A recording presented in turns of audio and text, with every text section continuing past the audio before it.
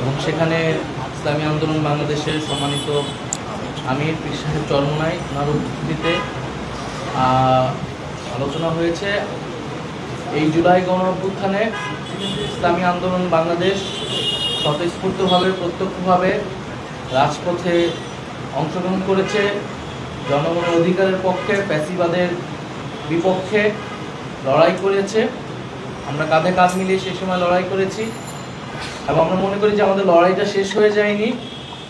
আমাদের যেই জুলাই গণঅভ্যুত্থানের আকাঙ্ক্ষা, প্রত্যাশা এবং নতুন রাজনৈতিক বন্দোবস্ত প্রতিষ্ঠার জন্য যে সংস্কারের পথে আমরা এগোচ্ছি, আমরা মনে করি সেই রাস্তায় আমাদের এখনো সেই ঐক্যের জায়গাটা ধরে রাখতে হবে। তো সেই উদ্দেশ্য থেকেই মূলত এই বৈঠকগুলো আমরা বিভিন্ন রাজনৈতিক দলগুলোর সাথেই বসছি, আলোচনা করছি। তা আমাদের যে বিচার, সংস্কার এবং গণপরিষদের এজেন্ডা, 3টি এজেন্ডা রয়েছে, আমরা সেই বিষয়গুলো নিয়ে আলোচনা করেছি। আমাদের বেশিরভাগ বিষয়ে ঐক্যের জায়গা আমরা খুঁজে পেয়েছি।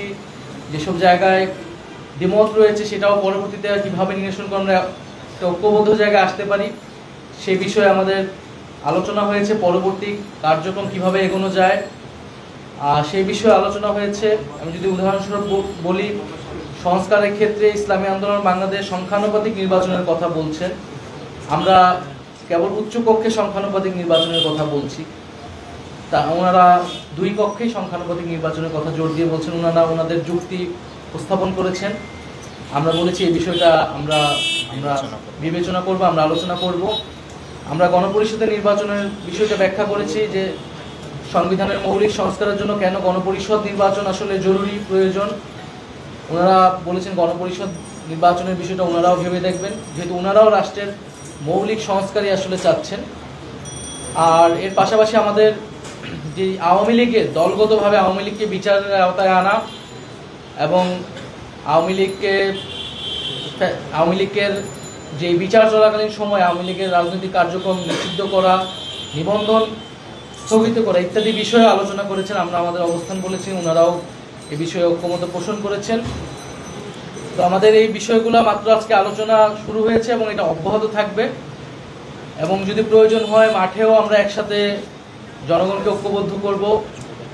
এবং আমাদের বর্তমান রাজনৈতিক পরিস্থিতিতে যে আমরা দেখছি সারা দেশে এক ধরনের চাঁদাবাজি, লুটপাট এবং জনগণের অধিকার হরণের মতো কাজগুলো আবারও বাংলাদেশের রাজনীতিতে ফেরত আসছে, তার বিরুদ্ধে আমাদের দৃঢ় অবস্থান।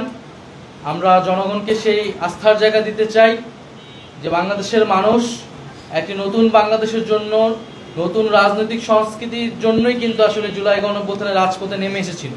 যদি পুরনো রাজনৈতিক সংস্কৃতি, পুরনো বন্দোবস্তের জন্য কেউ চেষ্টা করে তাহলে বাংলাদেশের জনগণ সেটা মেনে নেবে না এবং জুলাই গণঅভ্যুত্থানের শক্তি হিসেবে, ফ্যাসিবাদ বিরোধী শক্তি হিসেবে আমরাও সেটা মেনে নেব।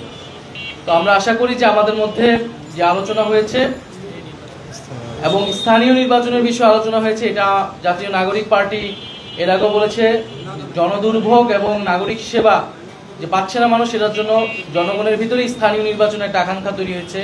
ইসলামী আন্দোলন বাংলাদেশও তাই মনে করে। তো সেই বিষয়ে নির্বাচন, এই প্রশাসন, স্থানীয় সরকার নির্বাচনের মাধ্যমে সেই বিষয়টা আসলে সুরাহা করতে পারে বলে আমাদের কাছে মনে হয়েছে। এছাড়া নির্বাচন কমিশনের বিষয়ে আলোচনা হয়েছে যে নির্বাচন কমিশন পুরনো আইন দ্বারাই পরিচালিত হচ্ছে। সংস্কারের যে বিষয়টা সেটাকে পাশ কাটিয়ে কেবল নির্বাচনের প্রস্তুতির কথা বলতেছে। এই বিষয়গুলো জনমনে এক ধরনের সংশয় তৈরি করছে। সরকার একদিকে সংস্কার কথা বলছে, জুলাই সনদের কথা বলছে, তার পাশাপাশি নির্বাচনের কথা বলছে, কিন্তু নির্বাচন কমিশন আবার সংস্কার ছাড়াই নির্বাচনের কথা বলতেছে। তো আমরা এই বিষয়গুলো, নির্বাচন কমিশনের যে সংস্কার রয়েছে সেটার পুনর্গঠন, এই বিষয়গুলো নিয়ে আমরা আলোচনা করেছি। তো ভবিষ্যতে আমাদের এই আলোচনা অব্যাহত থাকবে এবং আমাদের যে রাজনৈতিক দাবিগুলো রয়েছে সেই রাজনৈতিক দাবির ভিত্তিতে আমরা একটি বৃহত্তর রাজনৈতিক ঐক্য, জনগণের ঐক্যের দিকে যাব ইনশাআল্লাহ। আসসালামু আলাইকুম। আমরা মোটামুটি আলোচনার মৌলিক বিষয়গুলো আমাদের জাতীয় নাগরিক পার্টির সভাপতি ইসলাম বলেছেন, এই বিষয়গুলোই আমাদের আলোচনায় ছিল। সার্বিক বিষয়ে এখন আমাদের ইসলামী আন্দোলন বাংলাদেশের মতো আমি বিশ্বাসের চরমায় তিনি কথা বলবেন। আলহামদুলিল্লাহ, সকলকে ধন্যবাদ জানাচ্ছি।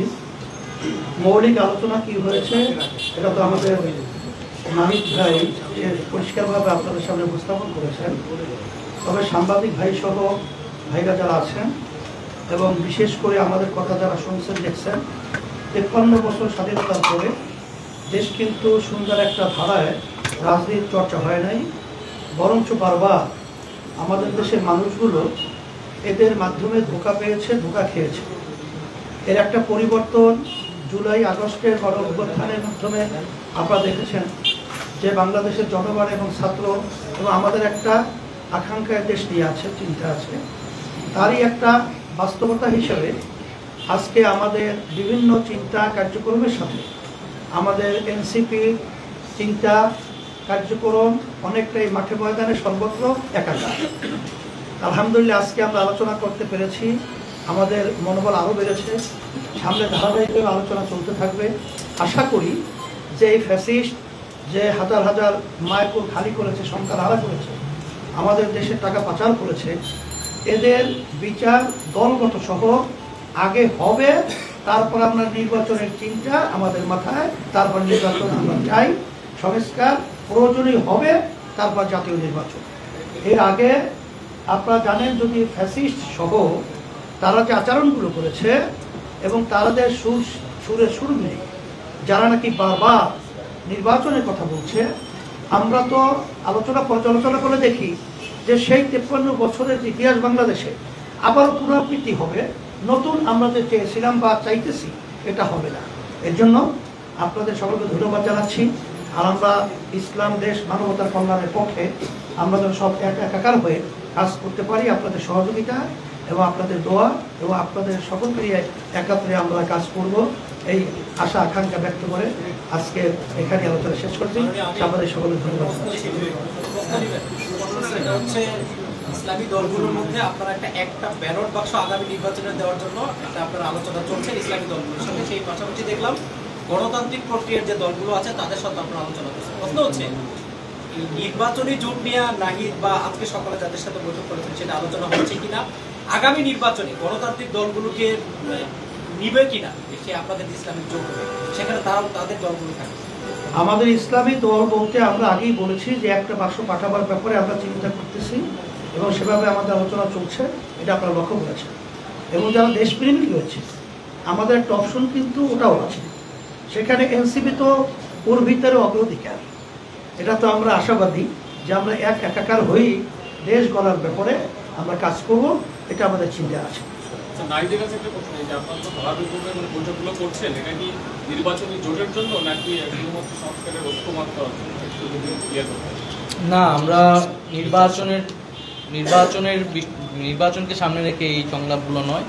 একটা তো হচ্ছে একটা নতুন রাজনৈতিক দল হিসেবে ফ্যাসিবাদ বিরোধী যে রাজনৈতিক দলগুলো রয়েছে তাদের সাথে একটা আনুষ্ঠানিক বৈঠক করা, এটা আমাদের একটা দায়িত্ব, সেইটা একটা উদ্দেশ্য। আরেকটা হচ্ছে এই জুলাই গণঅভ্যুত্থানের পরে জনগণের যে আকাঙ্ক্ষা প্রত্যাশা তৈরি হয়েছে, মানুষকে সেই আস্থার জায়গা, সেই আশ্বস্তের জায়গা দেওয়া, যে বিচার এবং সংস্কার যে হবে এবং সেটার জন্য যে রাজনৈতিক দলগুলোরও সদিচ্ছা রয়েছে, আমরাও ঐক্যবদ্ধ আছি, সে বিষয়টাই মানুষের সামনে উপস্থাপন করা। আমাদের এই সংলাপ বা এই ঐক্যের জায়গাটা মূলত যে রাজনৈতিক দাবিগুলো আমরা সামনে রাখছি, সেই রাজনৈতিক দাবিগুলোর উপর ভিত্তি করে এটা একটা রাজনৈতিক সমঝোতা আপনারা হিসেবে দেখতে পারেন। এখানে নির্বাচনের বিষয়গুলো এখনই আসে নাই, তবে রাজনৈতিক এই ঐক্যে বা সমঝোতার জায়গা থেকে আমাদের মাঠের ঐক্য পরবর্তীতে সেটা নির্বাচনের দিকে যাবে কিনা সেটা আসলে পরবর্তী সময়েই আসলে বোঝা যাবে। সরকার দুদিন আগে সরকারের পররাষ্ট্র উপদেষ্টা বলেছিলেন মানবিক করিডোরের বিষয়টা, এটা রাজনীতিবিদদের একটা মতামত আমরা একটু জানতে চাই, যদি আপনি প্রশ্ন করতেন। সরকার কোনো রাজনৈতিক দলের সাথে আলোচনা ছাড়াই মানবিক করিডোরের বিষয়ে সিদ্ধান্ত নিয়েছে, দল হিসেবে আজকে যে আপনারা আলোচনা করবেন সেটা আসছে কিনা, এই বিষয়ে আপনাদের বক্তব্যটা একটু জানতে চাই।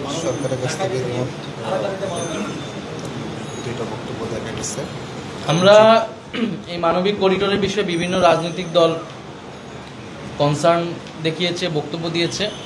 আমরা সেই বক্তব্যগুলোর সাথে একমত পোষণ করছি যে এরকম একটা গুরুত্বপূর্ণ বিষয়ে সিদ্ধান্ত নেওয়ার জন্য অবশ্যই রাজনৈতিক দলগুলোর সাথে আলোচনা করে নেওয়া প্রয়োজন ছিল, কারণ এই সরকার কিন্তু একটা কনসেনসাসের ভিত্তিতেই তৈরি হয়েছে বা পরিচালিত হচ্ছে।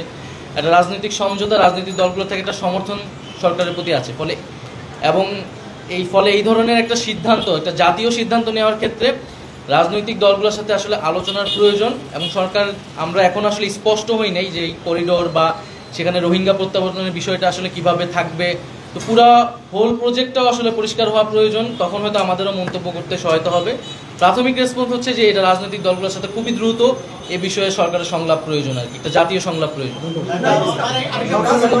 এখন আমাদের সময় হয়ে গেছে এত প্রশ্ন আর পরে আসতেই থাকবে একটা থ্যাংক ইউ আপনারা Immigration to Canada. We provide the best quality service and solution for Canada immigration. Please visit our website and contact for details.